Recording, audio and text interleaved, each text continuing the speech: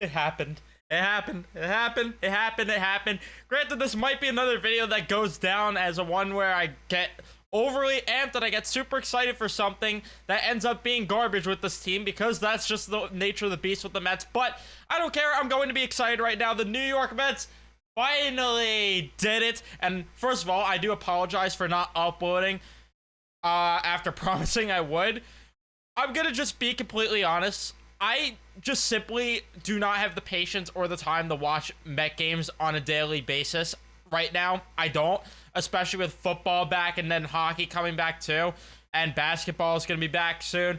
I just simply do not have the patience to sit down and talk about the Mets. I will cover them in the offseason. I'll cover them with everything they do, but right now I just don't have the time or the patience to sit here and go cover them on a game-by-game basis. But I will be talking about news like this because this is what we've been waiting for. The New York Mets hire David Stearns. Finally, it is a 5-year deal, according to Bob Nightingale. Jeff Passan was the one to break the news initially, and the Mets finally get their guy after hearing about for years and years and years that David Stearns was a possibility for this organization.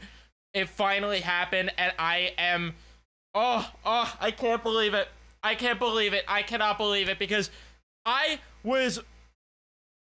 if you go back to my other channel, Ranger Central, where I still have some of my Met videos up there, if you guys watch my video when the Mets hired Billy Epler, I was pissed. I was livid because it made no sense. It made no sense to hire a guy with the track record that he had. Look at what he did with the Angels on the payroll that he had too. He did garbage. He did garbage for them. So I'm just so thankful, because now Billy Epler does not make the final calls. And Billy Epler, for all we know, was out the door soon. And smell you later if that's the case, because I don't care. David Stearns now makes the final calls for this team, and David Stearns is now the president of baseball operations. So I am absolutely pumped. Before we jump further into this, leave a like if you enjoy, subscribe if you guys are new, especially if you're Met fans, and turn on your notifications so you know when I upload or go live next. Oh boy, will I be able to make content next year, though, because this team is actually going to be exciting, and this offseason just got interesting because David Stearns, it's going to be night and day. He's only 38 years old. He's friggin' younger than the two Mets' biggest signings from this past offseason. Well, not two biggest, because they signed Scherzer the year before, but the two most recent big Met free agent signings. He is younger than them, and he is one of the smartest minds in baseball. We're talking Dodgers level of hiring, like the Houston Astros were interested in David Stearns. These are good organizations that wanted David Stearns, and that I'm pretty sure the Astros had David Stearns at one point, and even the Milwaukee Brewers. Don't discredit them as one of the smarter organizations, and part of it is because, not part of it, a huge reason to it is David Stearns. Why is every Met fan happy about this? Why should we be happy about this? I'll give you multiple reasons. One, he, like I said, is a younger mind, and smart teams wanted to pursue this guy. Number two, the Milwaukee Brewers have been a far and away better organization than the Mets have in recent memory. It's just the truth. And obviously the Brewers did not end up winning a World Series or anything like that, but they have been in contention year after year. And by the way, what's the main thing that I'm not mentioning that he'll have here that he didn't have in Milwaukee? Money. Money. The Milwaukee Brewers did not have, or the owners, I should say, were not giving David Stearns the payroll flexibility that he's going to have here under Steve Cohen. That's the main key. Look at what he's done in Milwaukee. Had them knocking on the door at times, too, to win World Series. And now look at what he's going to have here. He's going to have Steve Cohen as the owner. He now has one of the better prospect pools in baseball, which I don't like Epler, but you got to give him credit for building up the pipeline here at the deadline by buying prospects. And yeah, I'm just so excited. I'm just so excited. Like, you just look at the track record of this guy, and he doesn't necessarily make the biggest trades, but a lot of them end up going well. He obviously did make that one big trade for Christian Yelich, acquiring him from the Marlins, and gave up, oh yeah, literally nothing basically. Gave up Jordan Yamamoto, who ended up being a Met a few years later, funny enough. Lewis Brinson, who everyone thought was going to be the big piece of that trade, ended up being nothing. Monty Harrison, don't even know what happened with that guy. And then Asan Diaz, who has had a few good years, had a home run off Jacob deGrom. Good on him, his first career home run. But outside of that, did a whole lot of nothing. But he did so many good things for the Milwaukee Brewers. And just even looking at where the Brewers are right now in the standings, I don't know where they are. I've not really been paying attention too much, but I'd imagine they're first in the division, right? Like, yeah, they're still first in the division, and they're a good amount over 500. I mean, it's better than what the Mets have been. Obviously, last year is a different story with the Mets record, but the Brewers still competitive team. And you go back, you just keep going back. 2021, the Brewers, first place in the division. Granted, I know the Central is not the best division, but still, look at the payroll that the Brewers are on. And he got a 95-win team from the Brewers in 2021. In 2020, in a shortened season, they didn't perform the best. Still snuck into the playoffs. 2019, they ended up being second in the division with 89 wins. Obviously lost to the Nationals, who got hot at the end of the year, but still. Then you go to 2018, first in the division with 96 wins. Like, you get my point that this guy's going to change the dynamic of this Mets team, and they're actually going to be worth watching, and they're going to actually be an exciting team. Because let's actually say, I should have had this on the ready, but let's see what the Brewers' payroll has been under David Stearns year in and year out. Let's see, tax payroll. So the Brewers this year are 19th in payroll. In 2022, the Brewers were 19th in payroll. In 2021, the Brewers were... Where are they? Where are the Milwaukee Brewers here? 18th in payroll. 2020, they were 21st in payroll. And in 2019, they were 16th in payroll. And I can't go further back than that for some reason. But they have been one of the lower spending teams, and they still get... They're still above 500 every year, and they still end up winning sometimes close to 90 games, even close to 100 at times. They didn't end up winning 100 really, but they've been close time and time again. And now he has a guy who has spent the most money in baseball above him as the owner.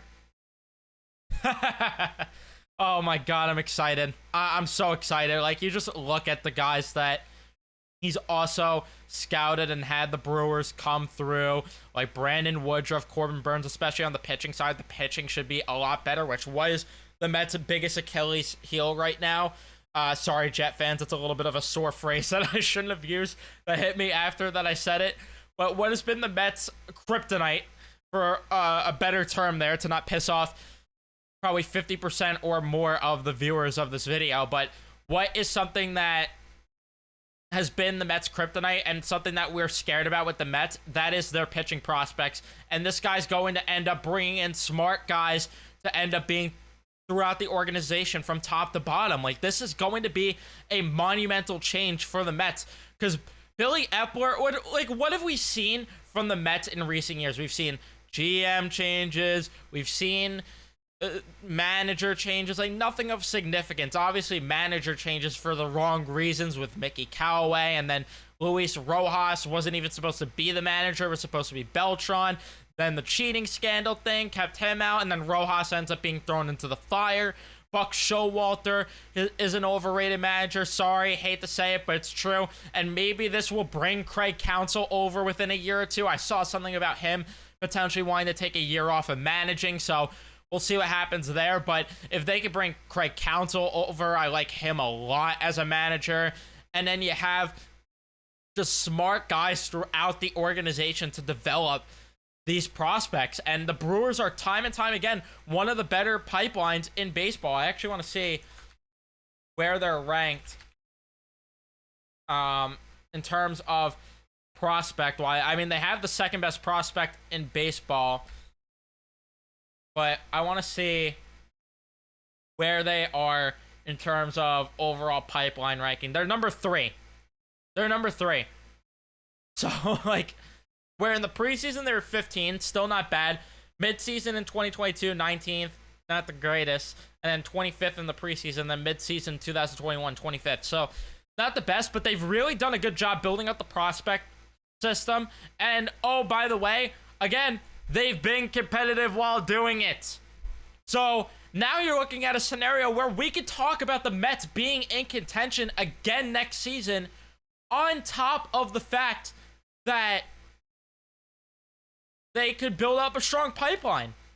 And for anyone that is against the Pete Alonso trade, don't get me wrong, there are things that I am for and against with a Pete Alonso trade, but now you could actually trust this trade to be done thoroughly and done right with David Stearns at the helm, where if Billy Epler orchestrated a Pete Alonso trade, we'd have serious questions no matter who they acquired, unless they acquired Shohei Ohtani, who can't even pitch right now, but like they acquire a top player in baseball, like someone that's clearly better than Alonso, which obviously wouldn't happen. But now they could actually trade Pete Alonso without us having big question marks on if the return is good enough or not. Now there's actually going to be a thought process behind everything, and it's not going to be just we're guessing if the trade was good.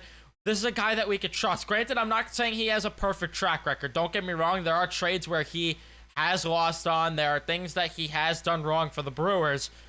However, for the most part, the track record is great, and I trust him to orchestrate moves way, way, way more than Billy Epler. This is going to be fun. I actually have faith again as a Met fan. In terms of content on the channel, not really sure what's going to happen with content-wise. Again, I'm really not going to talk much about games this season. If I have time and I'm bored and, you know, every now and then maybe I'll recap a game. If not, then I wouldn't count on me recapping a lot of games anymore, but I'm definitely going to talk about big news like this, and then I'm going to do a season recap, talk about, you know, the future of the Mets, and then next season is where I'm really going to get into the recaps, because next season should be exciting now with David Stearns at the helm. I'm freaking pumped. I couldn't be any more thrilled and excited to be a Met fan now.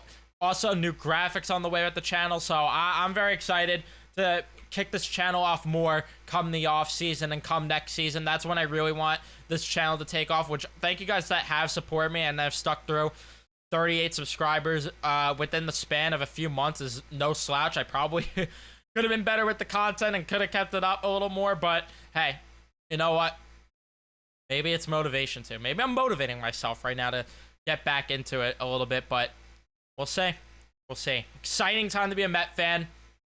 Let me know your thoughts in the comment section. Don't forget to leave a like if you enjoyed the video. Subscribe if you guys are new, especially if you're Met fans, because we got this excited. This offseason, I cannot talk.